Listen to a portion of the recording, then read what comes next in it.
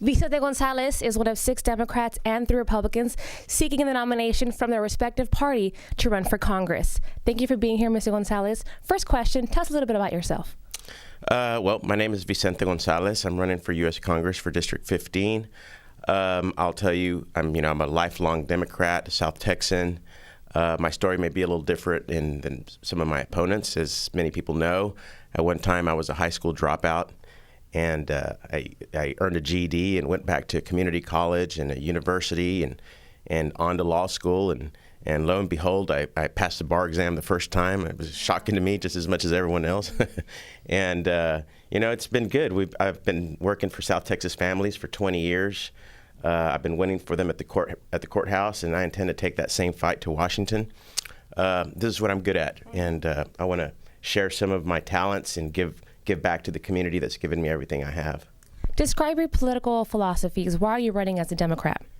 Well, I align myself more with the Democratic Party. I'm kind of a middle of the ground kind of person, but I believe in a lot of the equal rights and a lot of the equal opportunities that were provided for us through the Democratic Party and back during the LBJ days. And I see myself more as a Democrat than I guess a Republican, even though I'm a centrist in my political views, and that's really the way I see myself and I identify.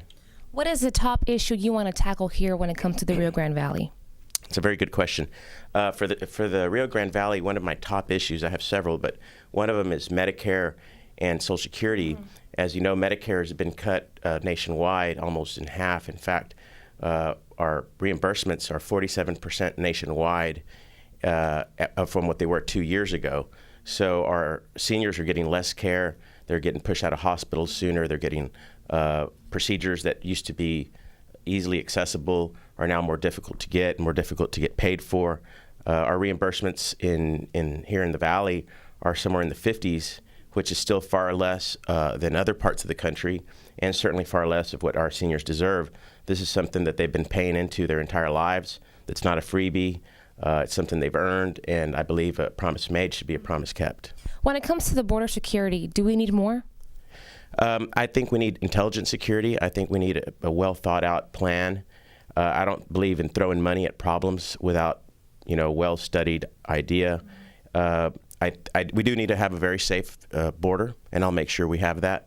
I don't believe in waste. I don't believe in squandering our taxpayers' dollars, but I certainly believe that we need to have a tight grip on our border. What would you do with the millions of immigrants that have come into this country illegally? Well, obviously our immigration system is broken. For example, our dreamers, I walk with them regularly throughout the community. They came here as very young children by no choice of their own. They've grown up in the American system. They've gone to school. They're educated. They've contributed. I believe that they should get a pass. I don't believe in separating families. Right now we have a huge problem. The immigration laws that are in place right now are breaking up families. We need to find a solution to it, and an intelligent solution, one that provides for folks who came here, who have provided, who have worked hard, who have been honest, and we need to integrate them into American society. We need them to pay taxes. We need them to participate, and we need to secure our borders. Are there any veterans issues you'd like to tackle, and how? Absolutely. Our veterans, all my life, I've been hearing about a VA hospital for the Valley, and I will continue to fight every day in Congress to try to assure we have a full-service veterans hospital in South Texas, so our veterans don't have to drive 4 hours to San Antonio or somewhere and stand in long lines. But until we have that hospital, I believe veterans should have a card in their wallet that allows them to go to any healthcare facility in this country and go to the front of the line and get the best healthcare that we could provide. And for our young veterans, especially that are coming home now from Afghanistan and they've come home from Iraq, they're coming home with a higher post-traumatic stress than ever in history.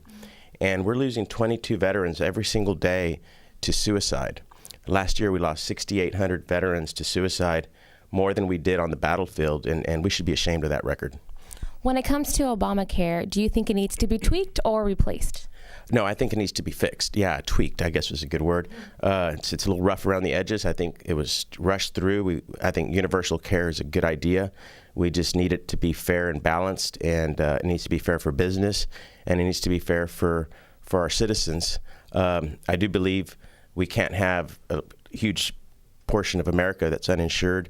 We'd be one of the only advanced nations in the world that are in this position, so I'm certainly not for that. But I don't believe it's a perfect system, and I believe that it needs a lot of work to get it right. But I think in general, the idea is a good idea, but it needs to be polished. Are there any final comments you want to share with our viewers before we go? Well, I guess just tell everyone, I'm pro-business, I'm pro-jobs, I'm pro-growth for our area. I intend to go to Washington to make sure that we get the resources we deserve. We're not asking for handouts. We're just asking for our fair share of the American pie. I've been fighting all my life for South Texas families, and I have recovered millions of dollars for the poorest families who were ripped off by the largest corporations in the world. And I intend to go to Washington to bring that same fight to the Capitol to make sure that our area gets the resources that we deserve for the taxpayers that have worked hard and paid into the system. We just want our fair share, and I'm sure I can do it. Thank you so much, Vicente Gonzalez.